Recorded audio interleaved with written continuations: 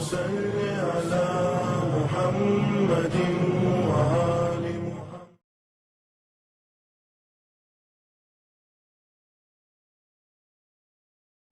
السلام علیکم ورحمۃ اللہ وبرکاتہ.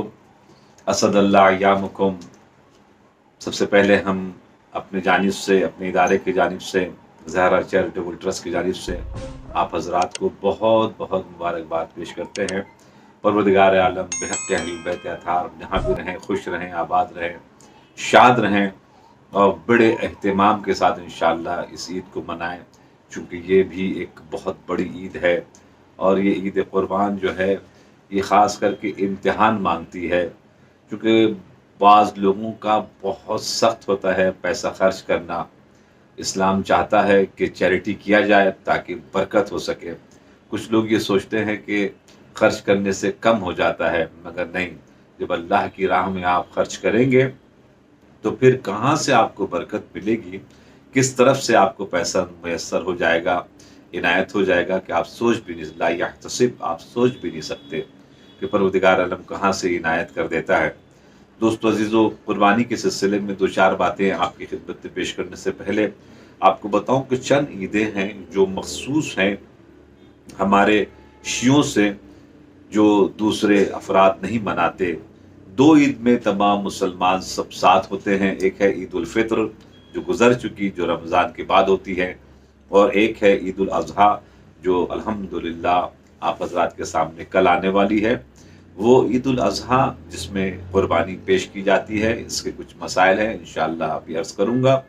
مگر دو عید ایسی ہے کہ جو مخصوص ہے شیعوں سے.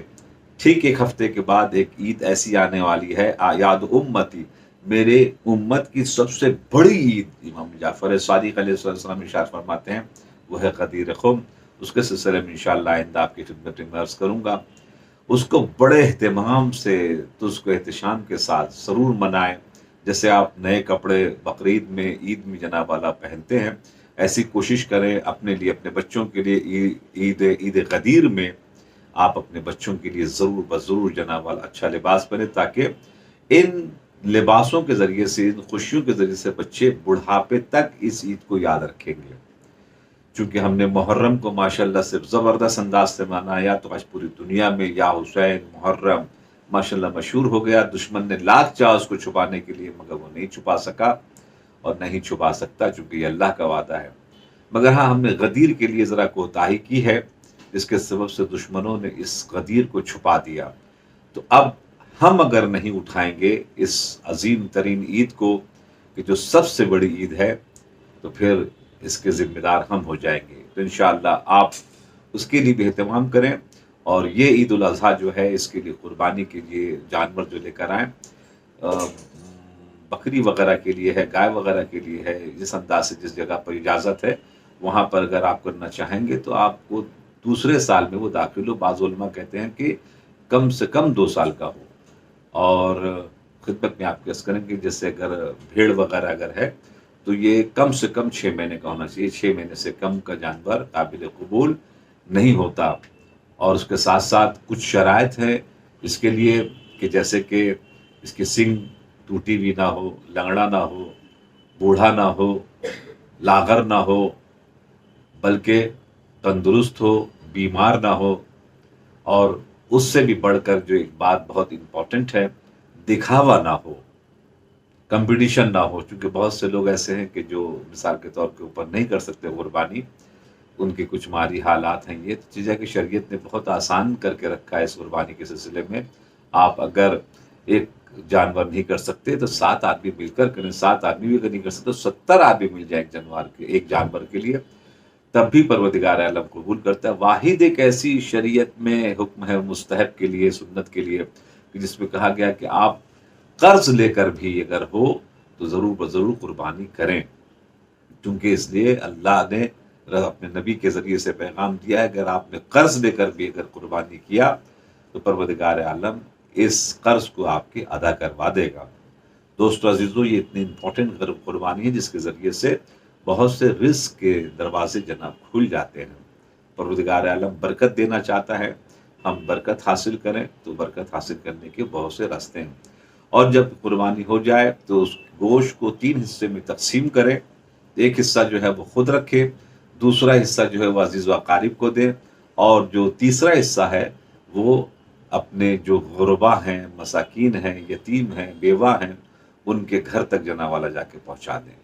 یہ ایک امپورٹنٹ ترین ہے، یہ کوئی اگر سوچے کہ ہم نے قربانی کی تمام گوشت ہم رکھ لیں تو کوئی فائدہ نہیں ہے، اپنے عزیز و اقارب کو بھی دیں اور مسکین اور یتیم کو بھی دیں۔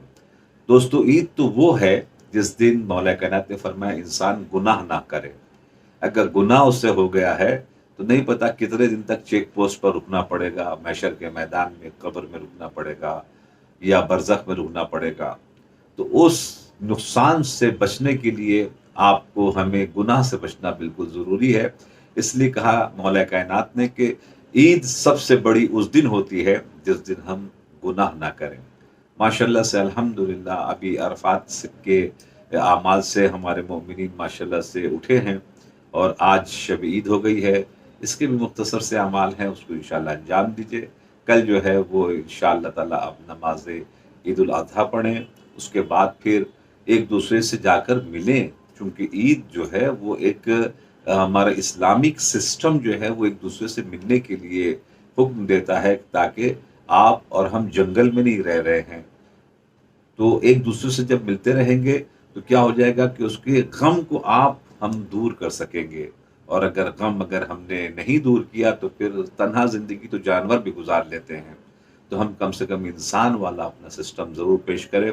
آخر میں جناب پھر سے ایک مرتبہ مبارکباد پیش کرنے کے ساتھ ساتھ ایک عید ایسی بھی آئی جناب زہرا کے گھر میں، جس میں لباس کے لیے آج تک کائنات میں کسی کے لیے لباس اس انداز سے نہیں آیا، چونکہ اہل بیت کے گھر میں جو بھی کچھ ہوتا ہے وہ سب بالکل نرالا ہوتا ہے۔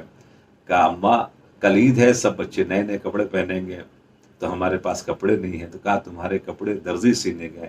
جناب زہرا کے زبان سے نکلا ہوا جملہ اللہ نے اتنا زبردست طریقے سے اس کو پورا کروایا کہ تاریخ میں ثبت ہو گیا کہ ایک مرتبہ جبریل جو قرآن لے کر آتے ہیں، آیات الہی کو لے کر آتے ہیں، اور سید الملائکہ تمام ملائکہ کے سردار ہیں، وہ اپنے آپ کو کیا کر رہے ہیں، جب دروازے پر دق الباب ہوا، ایک مرتبہ جناب زہرا نے پوچھا کہ آپ کون؟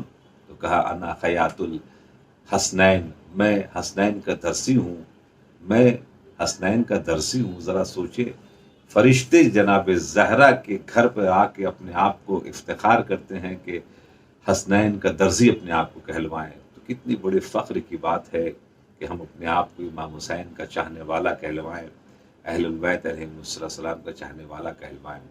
تو یہ فخر اور یہ سعادت ہم محبان اہل البیت کو اللہ نے بڑی زبردست انداز سے عنایت کی، جن کو ہم مانتے ہیں ان کو کہیں بھی کسی بھی اعتبار سے پیش کرنے میں شرمندگی نہیں ہوتی ہے۔ ایسی مثال دنیا میں جتنے مذاہب ہیں کسی کے پاس اس انداز کا نہیں ہے کہ یہی ذی الحجہ کا مہینہ جیسے شروع ہوتا ہے تو اول ذی الحجہ میں عقد فاطمہ زہرا، جنت سے لباس آتا ہے جناب زہرا، گرانڈ ویڈنگ جو لوگ کہتے ہیں کر ہم نے کیا، جناب زہرا سے زیادہ کوئی کر سکتا ہے؟ عرش پر نکاح ہو رہا ہے، جنت سے لباس آ رہا ہے، جناب فاطمہ زہرا کے جنت سے لباس آ رہا ہے، امام حسن امام حسین کا، آسمان سے تلوار آ رہی ہے، جنت سے کھانا آ رہا ہے۔ اس انداز سے یہ تحفہ اس کائنات میں صرف انہی ہستیوں کو دیا گیا ہے، اور شکر خدا یہ ہے کہ ہم ان ہستیوں کے چاہنے والے ہیں۔ تو آخر میں پھر سے ایک مرتبہ آپ حضرات مبارکباد پیش کرتے ہیں، خوش رہیں، آباد رہیں، شاد رہیں، اور انشاءاللہ اپنا بھی خیال رکھیں اور اپنے عزیز و اقارب جو گرد و نواح میں ہیں ان کا بھی انشاءاللہ خیال رکھیں۔ والسلام علیکم ورحمۃ اللہ وبرکاتہ۔